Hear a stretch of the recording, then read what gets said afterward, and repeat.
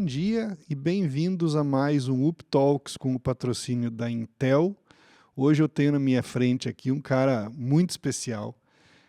A gente se conheceu há algum tempo atrás em Brasília e eu fiquei encantado pelo que o Rodrigo está fazendo. Então, Rodrigo Freitas, o Rodrigo Freitas é subsecretário de Governança, Inovação e Educação Permanente da Secretaria de Desenvolvimento Social do DF.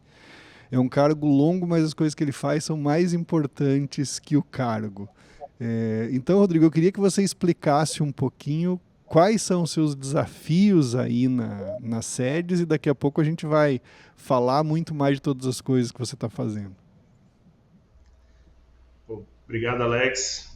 Um prazer aí estar participando desse espaço.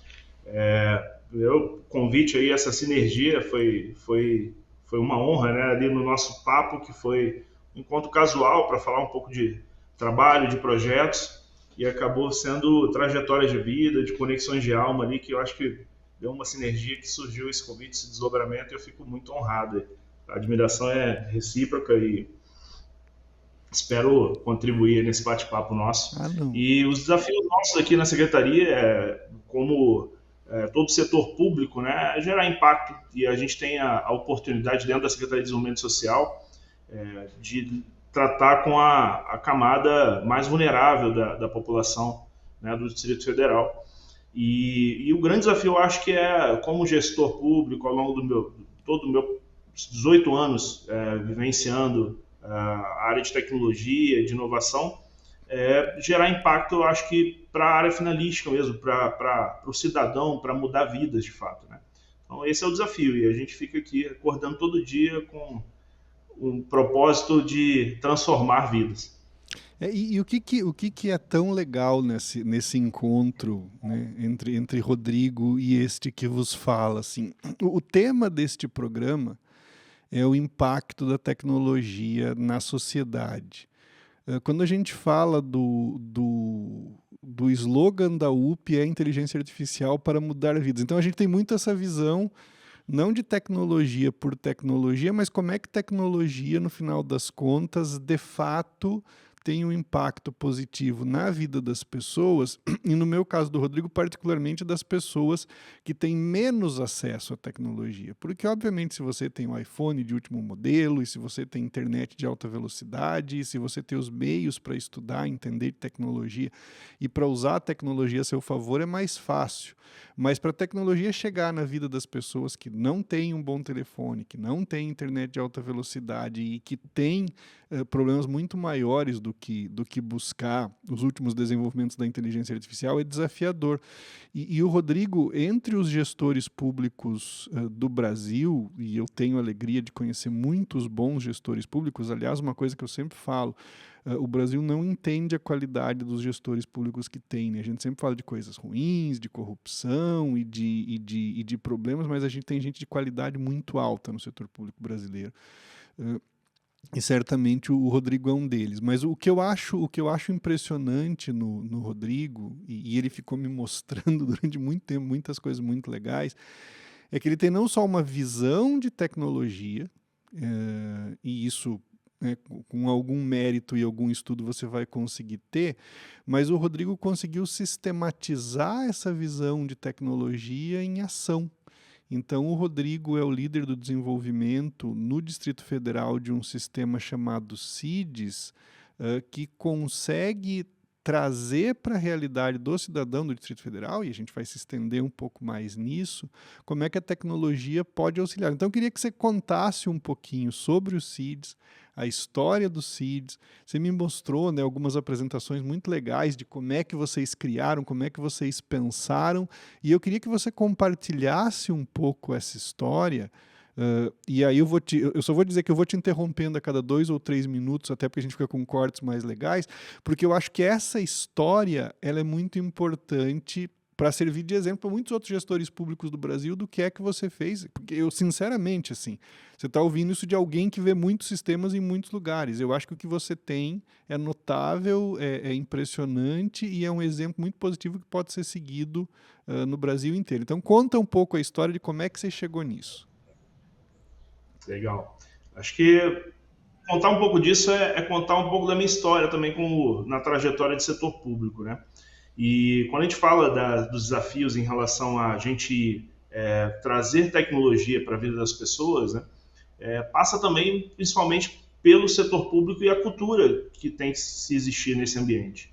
Então, a gente, por sorte, eu acho, boa parte dos resultados, já falando o grande segredo, eu acho que se deve muito ao patrocínio, né, que a gente tem, a continuidade que a gente tem. Aqui a gente está com uma equipe técnica que, sob a liderança aí da secretária Ana Paula, que, vou até fazer um parênteses, está chegando hoje de Israel para Brasília, ficou presa lá no meio da guerra e é literalmente uma guerreira, então ela está voltando para cá e é uma pessoa que patrocina todas essas mudanças nossas. E há 5 anos a gente tem tido a oportunidade de fazer um ciclo de transformação. Então, se você tem períodos muito curtos e essa coisa da rotatividade no setor público não te permite realmente construir coisas de forma planejada. E aqui a gente teve uma janela de oportunidade muito bacana, onde a escolha do governo em relação à assistência social foi realmente estruturar melhor a secretaria. Ela passava por uma fase na verdade, nunca teve uma valorização em relação à estrutura básica, condição básica de trabalho em relação à tecnologia. Então, a gente fez um ciclo de transformação em relação a parque tecnológico, né? A gente chama assim, eu sempre falo para os gestores, parece um grande impacto, mas é o feijão com arroz, é o que a gente deveria fazer em qualquer estruturação de setor público. Um investimento básico em infraestrutura e a gente pensar, na verdade, o grande diferencial é pensar em sistemas, pensar hoje vivenciar uma política pública voltada para a tecnologia, passa por essa estruturação básica. Superado isso, né, deixa eu interromper um pouquinho, porque eu acho que isso é legal. Esse primeiro tópico que você menciona. Eu vejo muitas iniciativas de assistência social, e obviamente todas elas têm mérito indiscutível, mas eu vejo muito pouca sistematização e muito pouca métrica de assistência social. E quando você pega o Distrito Federal, que obviamente a gente está falando aí de 3, 4 milhões de habitantes, né? 2 milhões de habitantes aproximadamente. Tá. Então, assim, a gente deve ter dezenas de programas que eram feitos de maneira independente. Eu nem sei se é essa história, mas é que eu tenho visto em vários outros lugares. Que eram feitos de maneira independente, providos, né, geridos de maneira independente, e não se sabia para quem eles chegavam, quando eles chegavam, como eles chegavam, se eles chegavam de maneira repetitiva ou para quem eles não alcançavam. É mais ou menos isso que você encontrou, imagino. Essa é a grande realidade de todo o setor público. Eu acho que é um desafio dos gestores de encontrar sistemas legados, a falta de estruturação. A gente, por sorte, a gente teve aqui também um legado, por um lado positivo, que era a estruturação de um sistema que foi construído de forma heróica ali por alguns servidores, trouxeram os requisitos, alguém trouxe um conhecimento em desenvolvimento e tal, e estruturaram uma primeira versão de um sistema, que é o CIDS, que ele permitia fazer uma boa parte da gestão da casa, né? Mas ele carecia de fato uma melhor estruturação, segurança nos dados, melhoria no fluxo, e ele acabou gerando um ambiente de dependência do sistema que não permitia uma evolução, não permitia acompanhar a dinâmica da assistência social, inclusive, né? Então, quando a gente se deparou com esse desafio de encontrar um sistema e uma organização que era extremamente frágil na sua gestão dos dados, da política pública, o primeiro desafio nosso foi pensar em estruturar uma equipe. E aí, sempre quando você passa no setor público por desafios desse porte, sempre se pensa em soluções grandiosas, né? Sempre se pensa em soluções que envolvem um orçamento elevado, a estruturação do sistema em setor público, ainda mais com essa capilaridade, esse impacto, é muito crítica. E a gente teve a oportunidade de se deparar com um desafio que a gente resolveu fazer do zero o sistema. O sistema anterior ele estava de uma forma estruturado que qualquer mantenibilidade dele era muito complexa. Essa é ruim, né? Quase não sai, ainda bem que foi na segunda. Mas a gente partiu para o desafio de refazer todo o sistema e a gente conseguiu, a partir disso, evoluir muito mais. Então, e aí vou te interromper de novo. A maneira como você resolveu refazer o sistema é muito interessante. Eu quero que você fale um pouco dessa abordagem. Eu ia falar mais para frente, mas já que você chegou nisso agora, dessa abordagem que você decidiu, dessa arquitetura do low code que você decidiu implementar. É isso. A gente apostou muito que, né, as tecnologias hoje tiraram, a gente tinha a complexidade de você ter a informação retida e o conhecimento na mão de um ou dois profissionais, que era o que eu tinha aqui como desenvolvedor, que tinha domínio do sistema anterior. Quando a gente se deparou com isso, inclusive com a resistência cultural de mudar isso, e a impossibilidade de evoluir o sistema, de melhorar a segurança, a decisão de refazer o sistema era mais rápida do que a complexidade de superar esses desafios.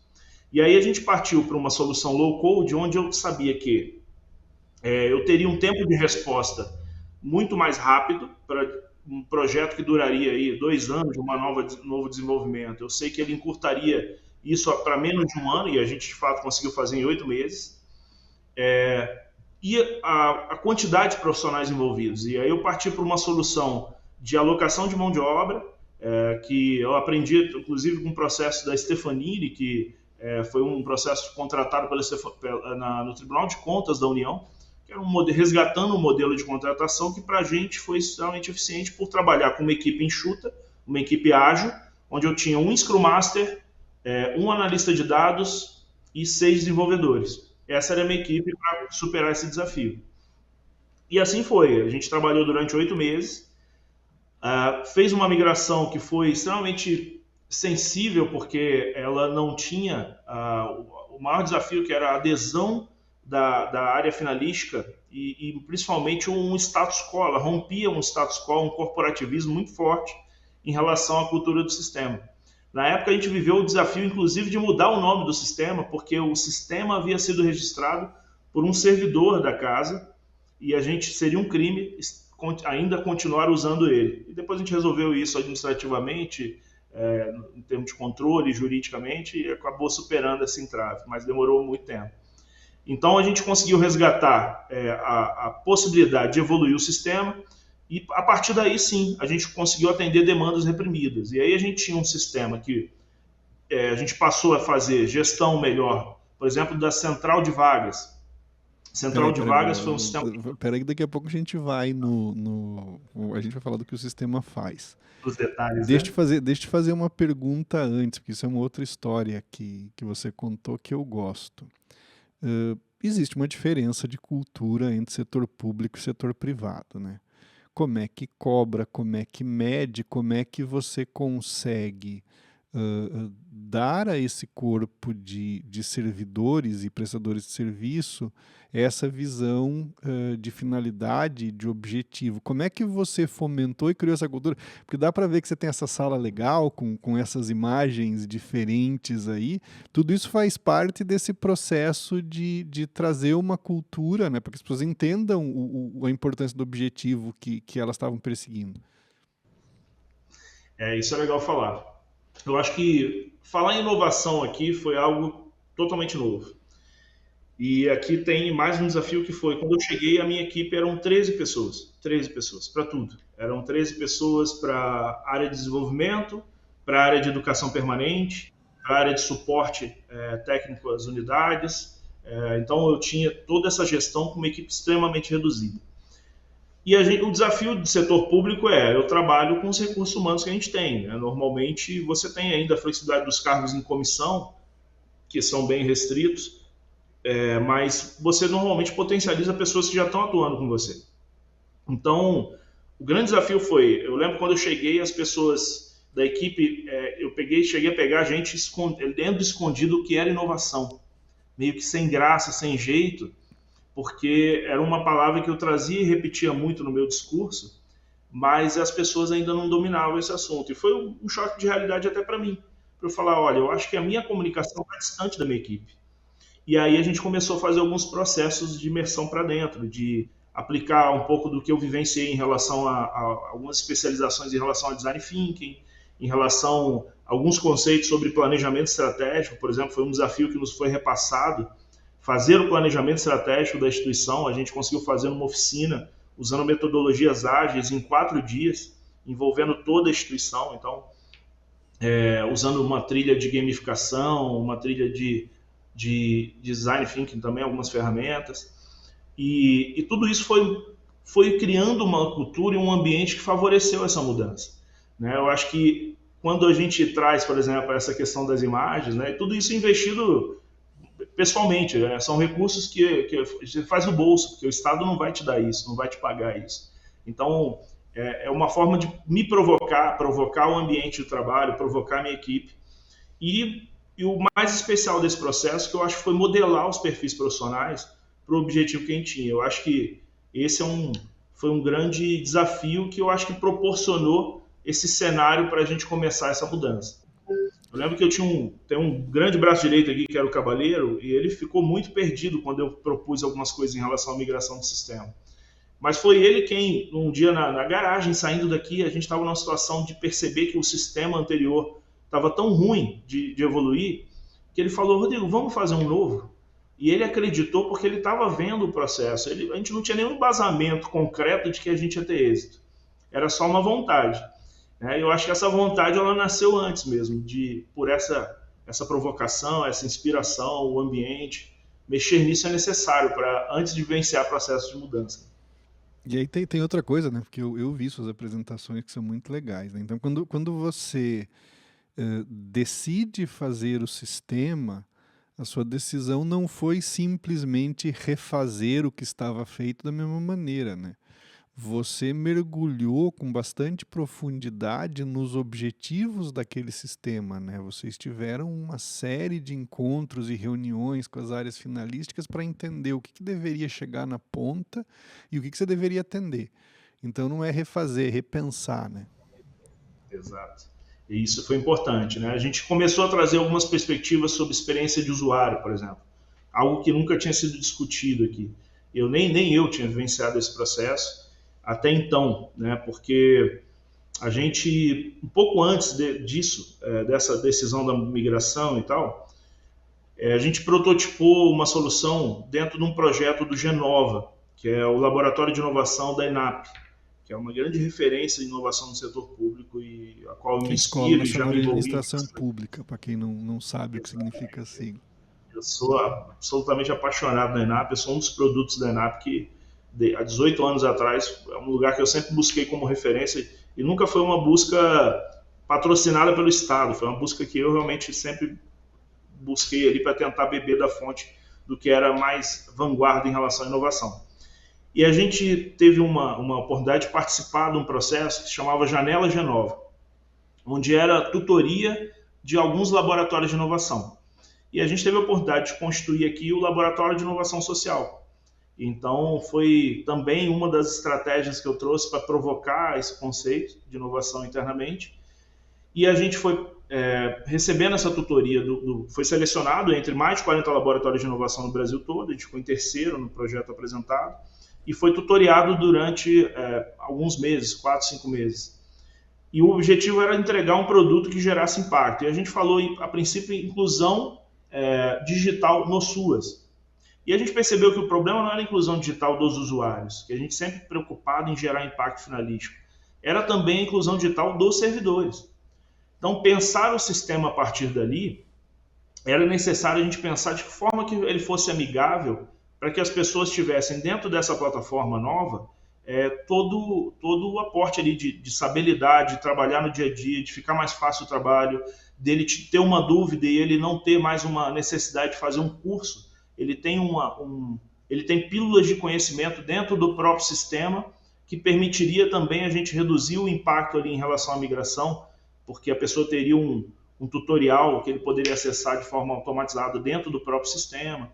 Então, foram desafios que a gente foi se colocando para pensar, de fato, a trajetória do usuário no dia a dia. Feita a migração, eu acho que foi muito traumático, muita resistência a gente teve. Não termino. Eu vou te perguntar um pouco quais eram os módulos iniciais desse sistema que você colocou. Basicamente, ele tinha, o sistema, quando a gente chegou, ele já tinha um sistema de prontuário, ele já tinha basicamente o sistema de histórico de atendimento, ele é um grande formulário. Mas a o que grande ele dificuldade atende? do sistema... Ele atende saúde, ele atende educação, ele atende habitação social? Ele basicamente ele atende de fato só assistência social. Ele dentro do universo da assistência social e segurança alimentar. Então são dentro das atribuições dentro da secretaria, ele envolve esses dois eixos. Então no que envolve a área finalística, né? Então quando a gente fala em assistência social hoje a evolução dele, ele já fala em uma central de vagas. Eu consigo fazer uma gestão de todo um sistema quase de hotelaria para saber onde tem vagas de acolhimento, onde as unidades de acolhimento e hóspedes parceiras têm vaga para o público específico que a gente atende, para dificuldade específica, para saber se um PNE, por exemplo, ele vai ter acesso a uma cama beliche, se ele tem um espaço superior, inferior, o que está disponível para ele, a integração de colocar pessoas dentro do mesmo ambiente, a gente gerenciar o tipo de pessoas, né, o perfil das pessoas que a gente está colocando. O sistema hoje ele já gera folha de benefícios dentro dele, então toda a folha de benefícios já é feita dentro do sistema, é um processo manual, feita direto com banco de dados, passível de erro, sem rastreabilidade. O sistema hoje ele também faz a gestão dos restaurantes comunitários, a distribuição das cestas verdes, o programa que a gente chama Prato Cheio aqui, que basicamente foi a virtualização da cesta básica que era recebida pelo cidadão, e que na pandemia a gente encontrou a dificuldade logística e por uma decisão da secretária à época, que é a primeira-dama Maiara Noronha, pediu para que fosse transferido esse recurso por dinheiro. Isso acabou virando uma solução digital, que teve um impacto não só da pessoa ter a autonomia de escolher ali a própria comida, a selecionar o que é do agrado dela em relação à compra do mês, mas também ela movimentar o comércio local, o comércio de algumas regiões que você não tinha tanto acesso. E a própria política pública não tem acesso, né? Então, esse foi um desafio e a gente conseguiu trazer isso, todos esses cenários para dentro do sistema. E tem sido um trabalho contínuo de melhoria, de automação. Hoje, com um sistema que está bem sedimentado, muito estável, e ainda com a complexidade de lidar com uma base de dados, né, legada, que eu acho que talvez tenha sido um dos maiores desafios, que a gente fala que o sistema ele aparece, ele é a obra pronta, né? Mas o grande desafio são as águas pluviais, o sistema hidráulico, todo o que vai por baixo ali que não aparece tanto, mas tem um grande esforço, que é a estruturação dos dados, né? Então, a higienização da nossa base de dados, a estruturação de campos que eram campos numerais, enquanto tratavam nome, né? Campo data, por exemplo, vindo como texto. Então, de forma leiga aqui, simplificando a linguagem, esses eram os desafios que a gente teve e impactou muito na migração. E a gente foi para quem trabalha com sistema, isso é muito claro, né? Então você herda uma opção de legados com campos diferentes, com definições diferentes dos mesmos campos, com as mesmas pessoas que podem ou não ser as mesmas pessoas, você não sabe, com endereços distintos desses cidadãos, e você tem que entender como é que é a grafia disso tudo, só que é isso vezes centenas de milhares, né? Quantas famílias ou pessoas você tem cadastradas? Hoje a nossa base de dados aí, ao longo de pelo menos uns 10 anos de sistema, pelo menos, tem aí mais de 2 milhões de pessoas cadastradas. Então, é uma base de dados bem robusta, e a gente fala são não só os dados, né, mas eu acho que são os prontuários, são as evoluções, os atendimentos, são as entregas de cesta, são todos os atendimentos que são feitos né, continuamente. Então, a gente tem números extremamente relevantes que movimentam esse ecossistema, né, que é todo o CIDS e a própria assistência social. E aí, como é que é o seu relacionamento hoje com as áreas finalísticas? Você entregou um sistema base ali, né? Você fez esse trabalho heróico durante 8 meses, e eu imagino que depois que as pessoas receberam o sistema, elas começaram a ter ideias de como é que ele pode melhorar, né? Então, primeiro você tem dificuldade de convencer as pessoas a quererem o sistema, depois você vai ter que convencer as pessoas a irem mais devagar, porque elas vão te pedir 1 milhão de coisas, né? É isso. Eu acho que a sensação de que agora é atendido, eu acho que a gente conseguiu cumprir. Então, o grande desafio no começo sempre era uma equipe que basicamente tinha braço apenas para cuidar do suporte e a sustentação do sistema. Então, você tinha um paciente, no formato anterior do sistema, era um paciente ali na UTI que você mantinha vivo. Mas evoluir era uma coisa que era fora um pouco da realidade. E quando vinha muito distante, era descolado um pouco do que era de fato a demanda de quem estava pedindo, né? Então, acho que... E aí as tecnologias low-code também trazem um impacto que você consegue construir praticamente junto com a área demandante, né? Então, você não tem aquela monopolização mais do conhecimento em quem detém o código, né? Você tem agora a construção junto com a área de negócio.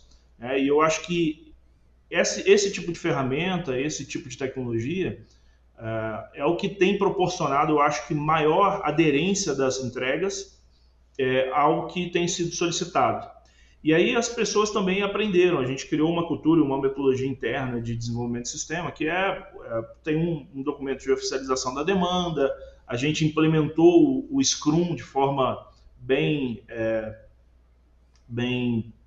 aderente ali à realidade da assistência social, à realidade do setor público. Então, a gente conseguiu criar cultura na casa. Então, hoje, antigamente você pedia para fazer um Dodge, o pessoal falava, poxa, mas eu mandava um WhatsApp para o desenvolvedor e ele já resolvia para mim.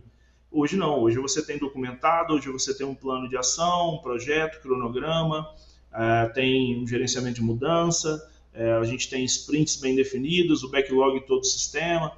Então, hoje as áreas, você percebe que isso influenciou, inclusive, a forma das áreas trabalharem. Algumas áreas, tipo a Ascom, por exemplo, áreas de capacitação, outras áreas da casa, usam o Dodge como uma ferramenta de oficialização da demanda e para dar vazão às atividades internas.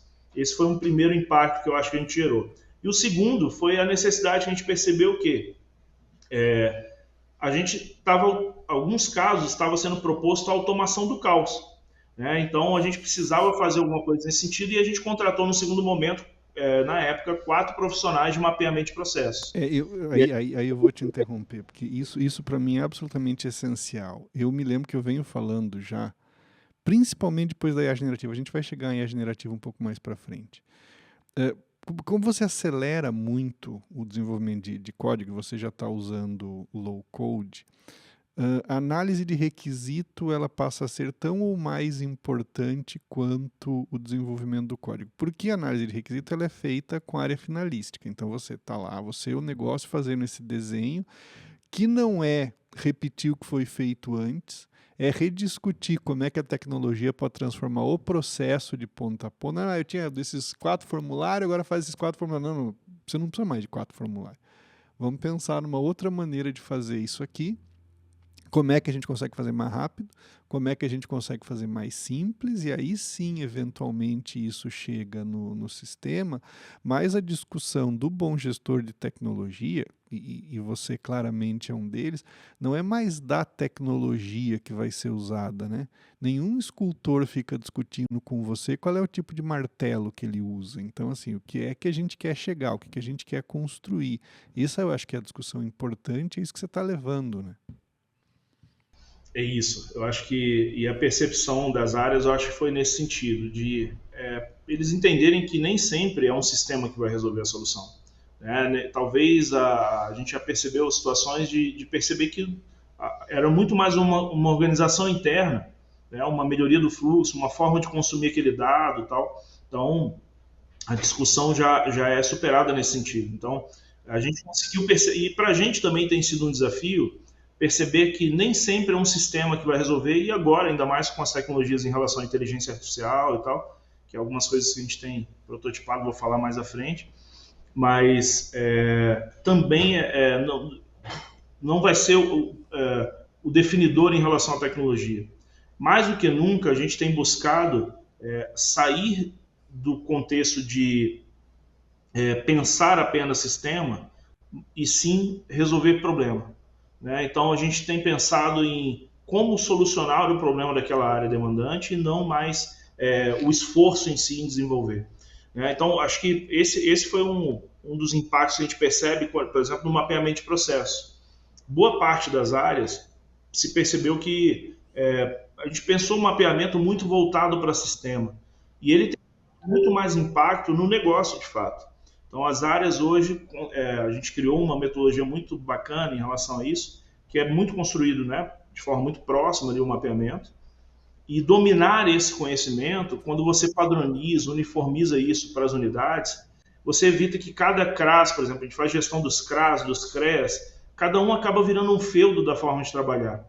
E hoje a gente está conseguindo usar o mapeamento como um espaço de discussão da uniformização desse trabalho. Eu acho, E eu aí acho hoje você muito percebe... legal isso que você está falando, porque você leva esta metodologia de tecnologia desenvolvida ao longo de muitos anos por boas empresas para a realidade do negócio. Então você fala, ó, você não precisa mais fazer de qualquer jeito, porque normalmente a resposta desse negócio é, mas eu faço assim porque sempre foi feito assim, ponto, eu cheguei aqui, já era assim, continua assim.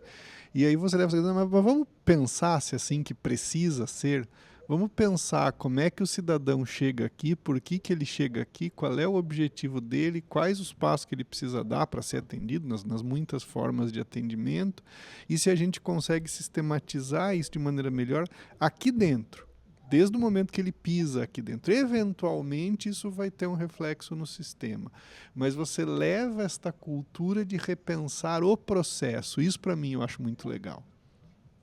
É isso. E tem sido um processo um pouco doloroso até, porque no começo, quando você junta as unidades finalísticas, e isso você falou, por exemplo, como você traz tecnologia para discutir com áreas tão sensíveis, muito da política pública ali, que é muito humanizado ali no processo do dia a dia.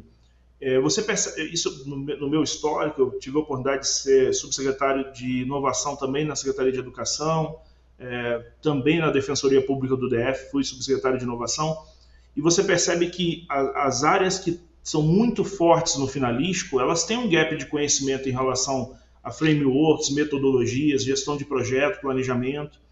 E quando a gente traz eu a acho tecnologia... que isso não está em muitas faculdades. Aí você pega muitas pessoas de psicologia, obviamente profissionais de saúde, alguns profissionais de administração, e eu não sei o quanto esses frameworks de metodologia estão nesses currículos. Então, para a gente de tecnologia é muito natural, mas para esses outros grupos de conhecimento, que têm conhecimentos obviamente essenciais, é menos natural do que para nós. Fica distante, né? Então, eles são muito especialistas na atividade finalística, mas essa construção dos fundamentos em relação à governança em si, por exemplo, que é uma coisa que a gente sente muita falta e também tem criado uma cultura, a gente tem evoluído bastante nesse aspecto na instituição, é uma coisa que tem sido construída ao longo desse tempo.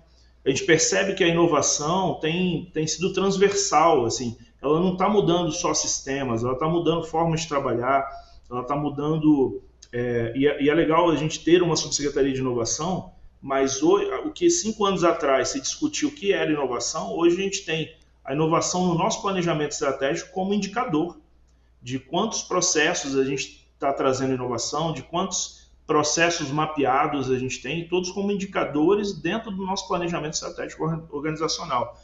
Então, quando você traz a inovação lá para cima como objetivo estratégico, você fala, poxa, eu acho que a gente já conseguiu gerar um resultado aqui, e traz ele para dentro da cultura um pouco mais perene, mais forte.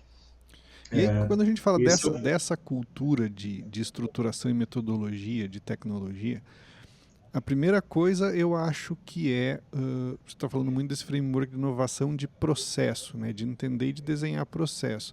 A segunda coisa que eu acho que é muito inovadora dentro desse contexto de assistência social é o medir, né? Perfeito.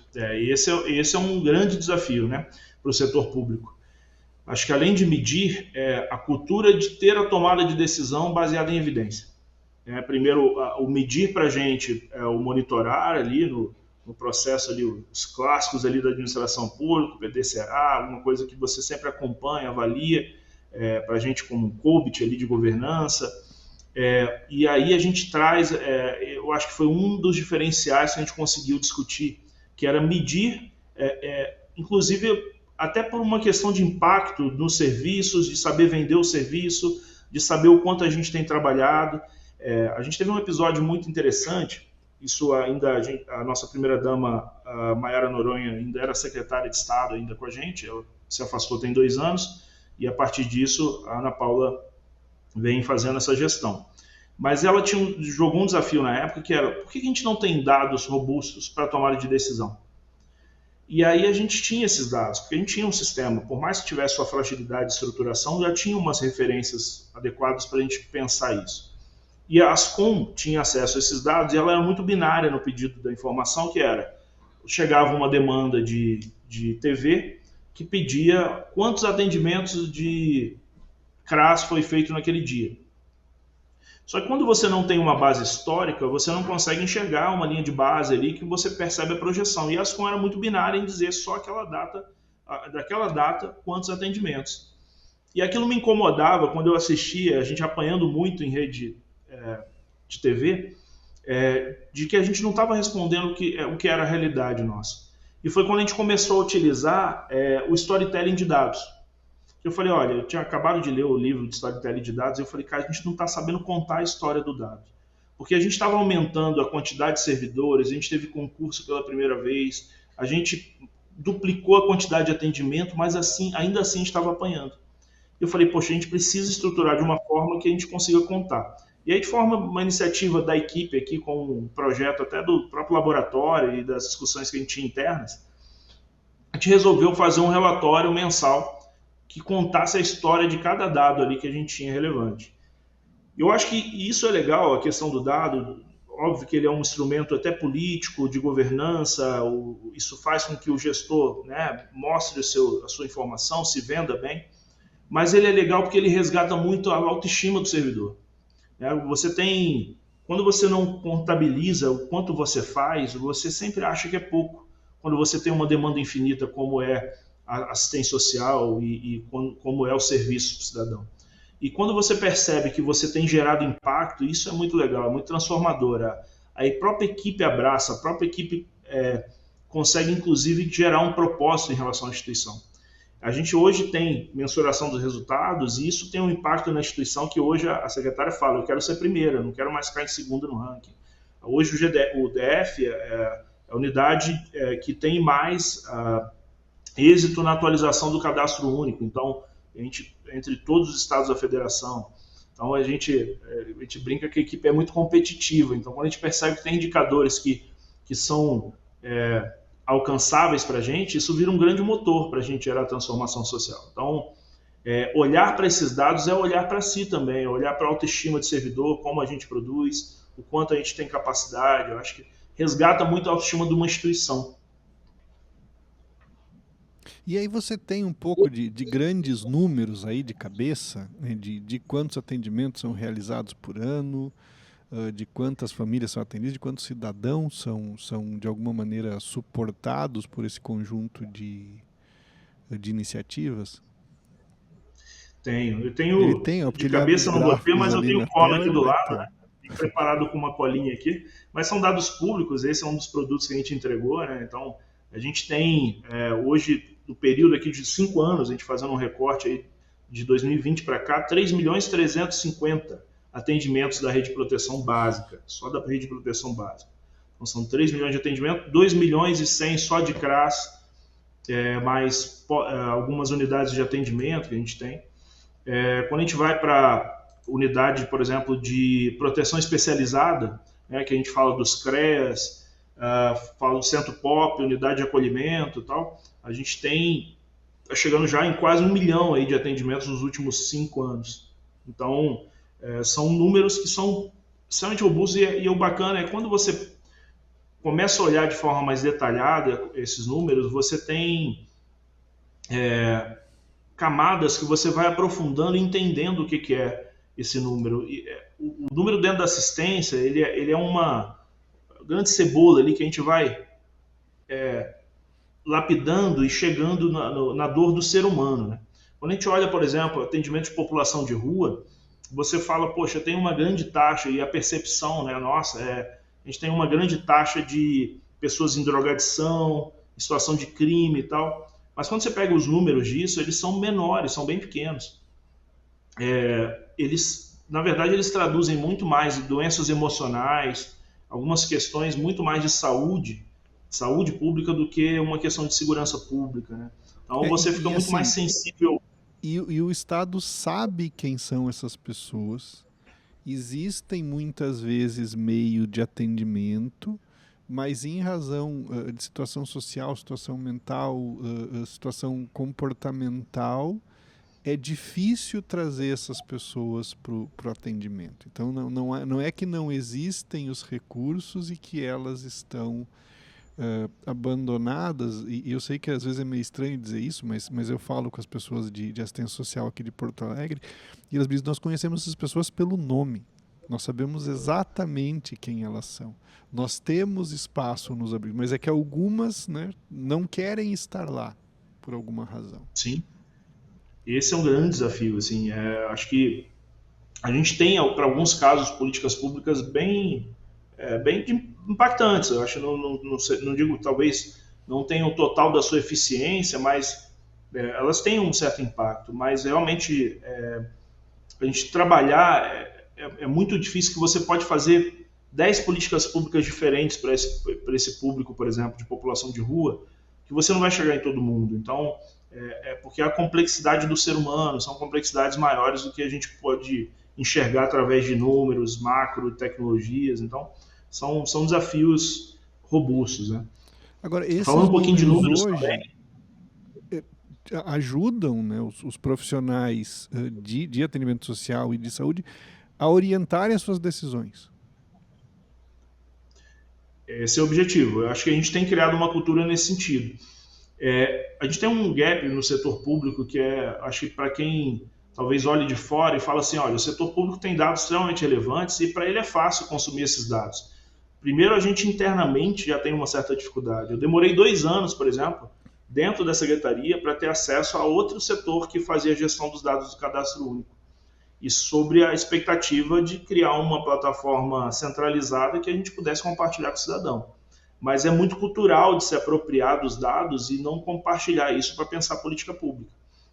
A gente hoje, por exemplo, tem, através de uma iniciativa que veio do Ministério Público e não da própria gestão do Executivo, uma iniciativa de ter um portal, um mapa social, que a gente chama, que é um mapa que você tenha os eixos educação, saúde e tal, mas carece um pouco melhor esse diálogo interno entre as secretarias, para que a gente consiga construir um painel para tomar de decisão com uma visão mais sistêmica, né, mais estruturada das políticas públicas que regem uma temática específica, né? A gente tem, por exemplo, agora a gente está na iminência de lançar um painel da segurança alimentar, onde eu tenho dados da Secretaria de Agricultura, eu tenho dados da própria Secretaria de Educação. Então, a política pública ela é transversal, a assistência social não se resume só às nossas ações, né? Ela está muito envolvida também com a saúde, tá? Outros eixos que a gente precisa observá-los para ver eficiência e redirecionar a nossa política pública para ter mais eficácia, atingir de fato o público que a gente deseja, né? Aí chegou num outro assunto aqui que é legal. Eu queria que você contasse um pouquinho o que você está planejando, né, de melhoria no sistema, como é que você organiza esse pipeline de desenvolvimento e que você falasse um pouquinho do seu Observatório de Desenvolvimento Social, que eu sei que é uma das iniciativas que você gosta muito. É isso. Exatamente por essa questão, né, a gestão de dados, para a gente o desafio e outra. O grande desafio é contar a história do dado. A gente trouxe aí o Observatório, né, que está lançado já no sedes.df.gov.br, tem lá dentro da aba de transparência. Vamos botar na tela depois na edição. Bacana, depois encaminho para todo mundo. E lá a gente tem um espaço legal para essa discussão. Então tem sido um relatório atualizado diariamente, praticamente, e onde a gente tem ali a quantidade de refeições distribuídas, a gente tem o número de atendimentos, tudo em tempo real, e a gente tem evoluído bastante já até essa é uma versão pública, e algumas versões internas para gestão também já têm sido evoluídas com muita coisa bacana. E refeições distribuídas de várias maneiras, né? São muitas políticas públicas que a gente consegue enxergar dados, é muito rica a nossa base para pensar essa gestão. E a gente tem tido a oportunidade também de discutir agora, na medida que as pessoas têm olhado para o sistema e falam, olha, falta tal indicador, ou então esse indicador não está bem tratado. Então tem sido também uma melhoria do sistema a partir da perspectiva de olhar o dado para consumir como política pública. Esse tem sido um desafio. E quando a gente fala que está discutindo já dados e novas soluções, eu acho que a gente está muito privilegiado. Você vê como é que o ciclo de 5 anos, de alguma forma, ele já nos colocou numa condição de começar a pensar, por exemplo, soluções com IA. Então, a gente tem, eu acho que ninguém, tá, eu não consigo imaginar mais, eu não sei se eu estou tão viciado no uso de IA, no meu dia a dia, na minha rotina, nas minhas atividades pessoais, na definição da escola do meu filho, na logística dela, que eu comecei a trazer o desafio de falar, pô, como a gente não está usando isso na intensidade que a gente precisa dentro do setor público? E o impacto de uma ferramenta de transformação dessa. E aí a gente criou, como um protótipo ali, primeiro uma ferramenta de chamados, né? A gente fez chamados, do chamado de suporte técnico.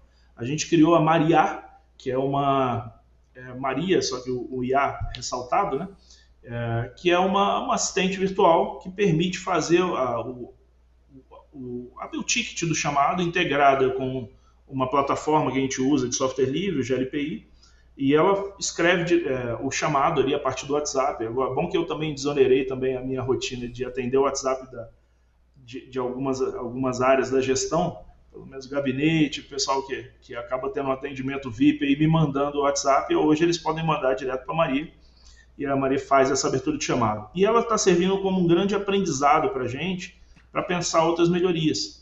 A gente tem um projeto em andamento, por exemplo, que é a Matriz Frida. O que é a Matriz Frida? Ela foi uma metodologia definida e fomentada pelo Ministério Público do DF, que pede para você fazer, com base em algumas perguntas, um diagnóstico de risco da família, da situação da família. Eu me lembro desse risco risco físico. Ele é muito interessante porque ele traz uma parametrização, ele tira um pouco a subjetividade da análise, né, e ele traz uma pontuação em relação à questão de risco. Então, quando a gente trouxe essa discussão, fala, pô, por que a gente não usa IA para poder fazer essa abordagem?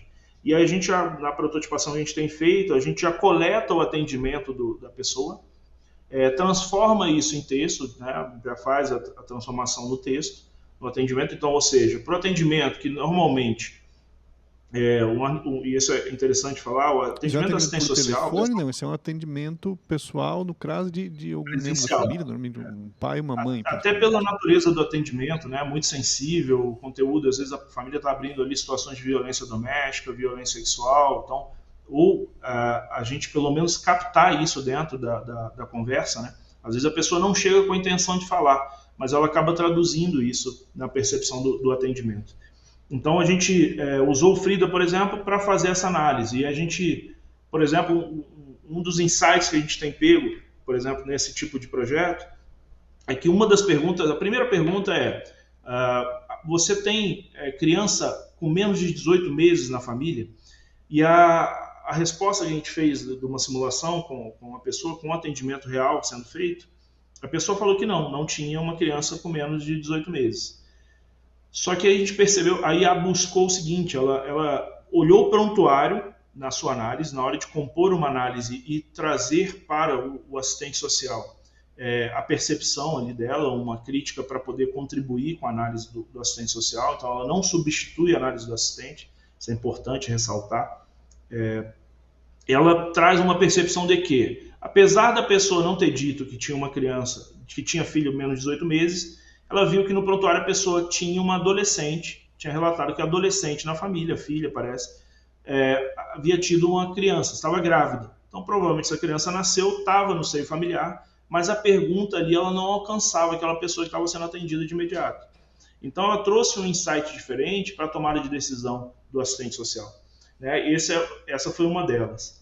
Então, é nesse sentido que a gente tem buscado enxergar como a gente vai gerar um impacto, porque, por exemplo, isso para a realidade do atendimento, que demora em média 1h20, 1h20, a gente consegue reduzir o atendimento e trazer mais qualidade para essa análise.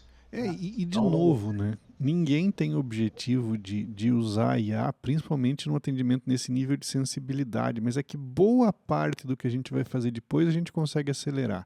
consegue fazer criação de relatório, consegue fazer resumo, consegue fazer a entrada desses dados no sistema, consegue fazer comparação de dado histórico, talvez desta mesma família. Então, tudo isso é um papel de alguma coisa que precisa ser feito e que manualmente é muito difícil, é muito árduo, e a gente prefere deixar o psicólogo, o assistente social, tratando das pessoas, que é a função dele.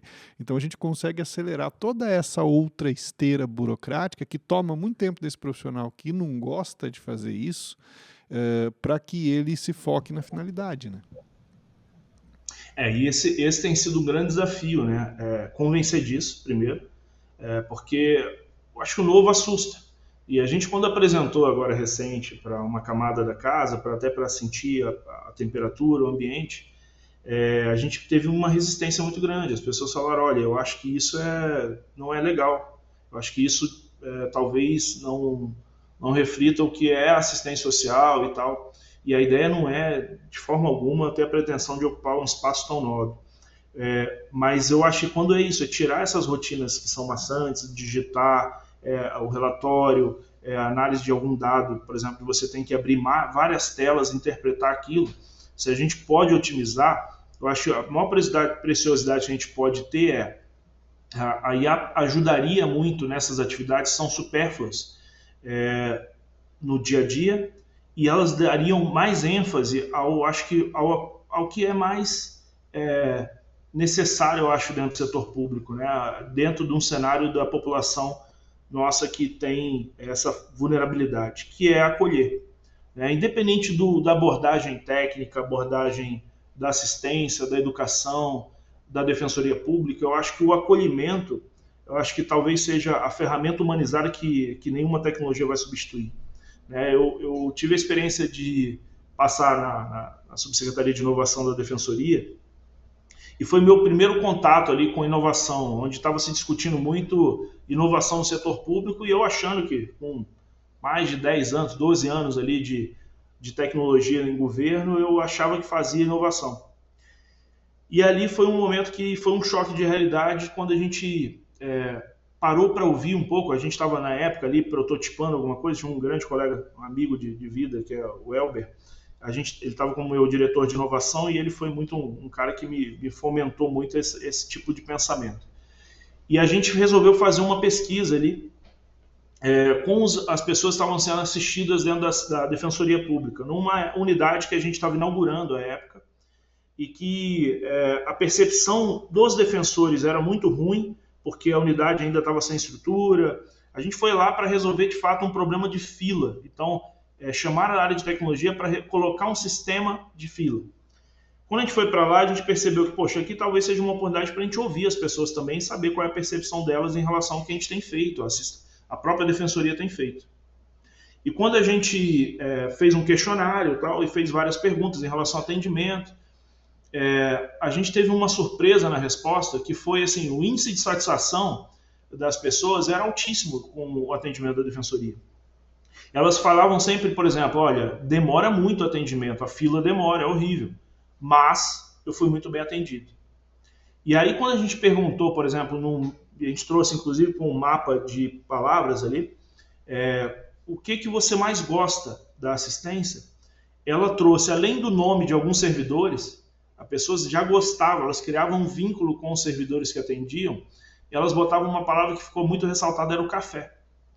E quando você fala, poxa, por que estou gerando inovação no meu serviço, né? Então, talvez a grande inovação que a gente precise ter dentro do setor público é o café. E o café, quando eu digo no café, não esse nosso café da licitação, que também não ajuda muito, mas eu acho que o café dentro da cultura, né? Da nossa cultura, que é o afeto.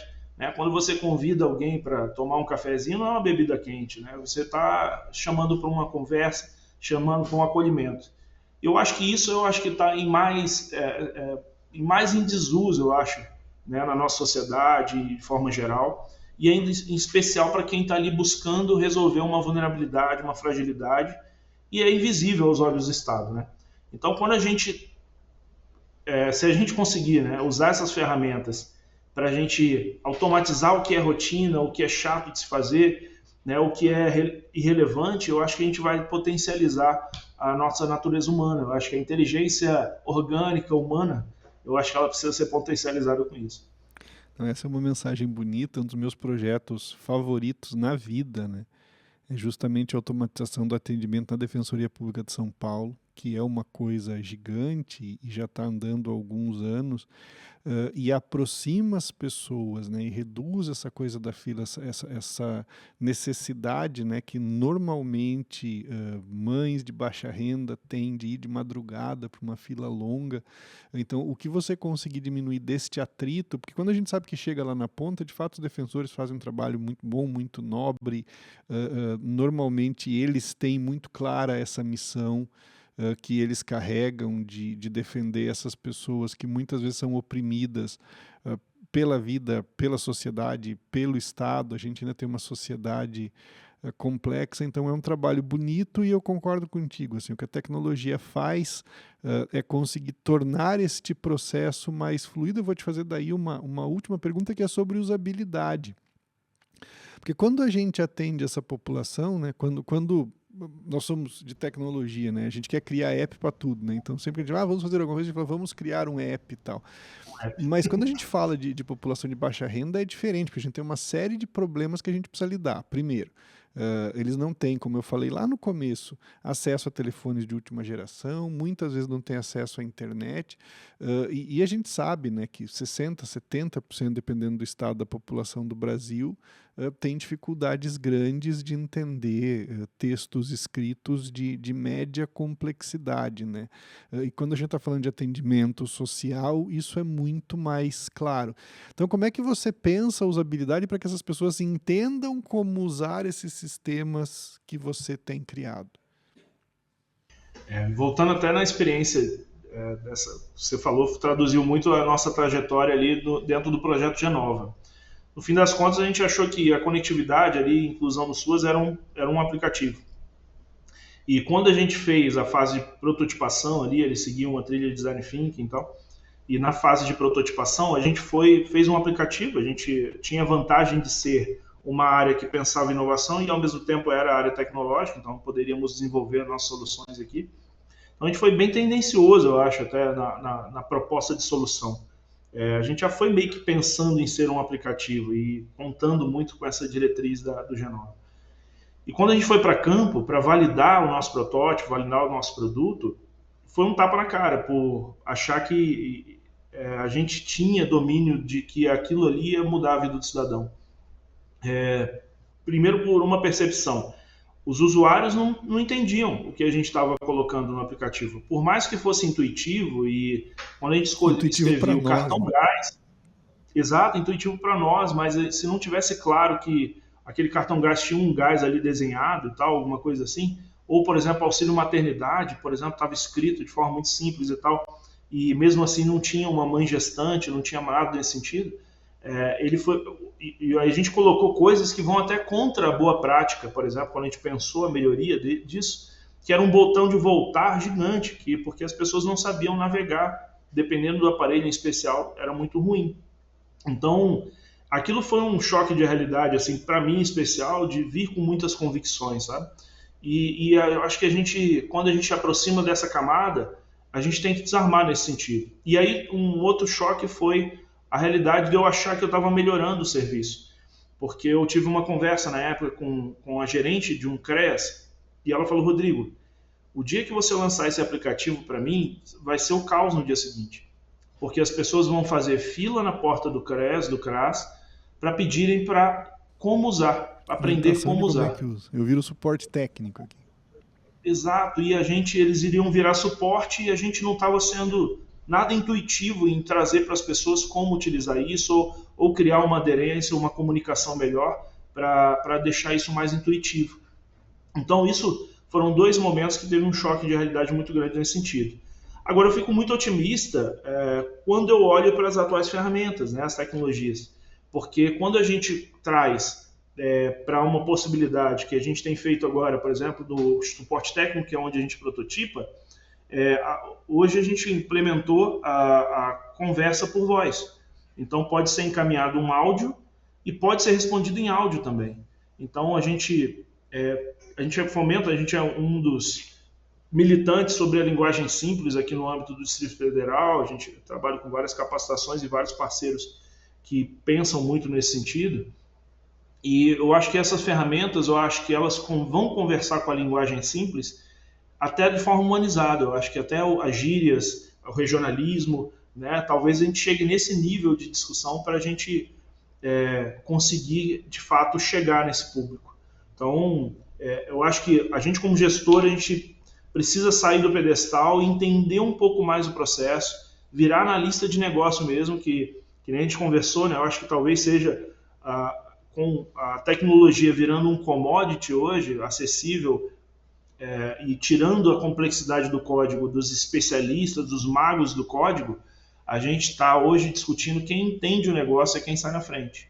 Eu não sou setor privado, mas quando eu percebo as empresas buscando o setor público para oferecer soluções, eu preciso que ela primeiro venha sentar na mesa discutindo o nosso problema, e não tecnologias. Tecnologias a gente vai ter um leque. Né? E eu acho que a proximidade, eu acho que o êxito da solução e da aplicação da política pública e da eficiência do que vai se contratar está muito relacionado ao processo de escuta e aproximação. Que legal. Eu vou te fazer agora um desafio. Eu quero que você, em 1 minuto, ou 2, fale o que você acredita que é o papel da tecnologia na melhoria do serviço ao cidadão no Brasil. E com isso a gente vai se despedir aqui. Foi uma entrevista sensacional. Eu já sou seu fã antes, fiquei mais fã agora. A clareza de visão que você tem, eu vou dizer novamente, eu falei no começo do programa, é um exemplo para os outros gestores públicos do Brasil. Temos outras boas pessoas, precisamos de mais assim, porque isso tem um impacto real na maneira como a nossa sociedade funciona e se desenvolve. Então eu quero que você deixe essa mensagem final aí para quem está nos assistindo. Desafio, né? Mas primeiro devolver o elogio, Alex, que eu acho que dentro do setor privado também você é uma das pessoas mais inspiradoras. Já te conhecia antes, foi um acaso, na verdade, o nosso encontro, mas eu já te acompanhava à distância e de repente te ver dentro da minha sala aqui num bate-papo foi um baita presente de vida. E esse momento aqui nosso, então, foi um momento singular, assim, que vem meio coroar também, a tua fala vem coroar o trabalho de toda uma equipe aqui da SEDES, todas as pessoas também que eu aprendi muito dentro da trajetória do setor público. Eu vejo muitos servidores heróis. Que bom que eu consigo espelhar e ser o simbolismo de várias pessoas que têm atuado no setor público, e a gente consiga, de fato, gerar uma mudança. Eu acho que o setor público precisa um pouco mais de inovar nesse sentido e resgatar o propósito do que a gente está investido. Mas aí, diante do desafio, o que a tecnologia pode mudar, eu vou falar um pouquinho do que ela tem feito para mim e das pessoas que eu tenho ao meu redor. Né? Eu acho que ela primeiro, eu acho que uma metodologia, eu acho que vira até quase uma maçonaria, eu acho que às vezes, né? E ela tem sido mais humanizada, eu acho, nesse processo. Eu acho que vivenciar o processo de discutir ferramentas como empatia, como design thinking, como imersão e experiência do usuário, quando a gente fala de tudo isso, a gente está falando de ouvir as pessoas. Né? Quando a gente fala de tecnologias, a gente não está falando mais de bit byte, cada dia menos, né?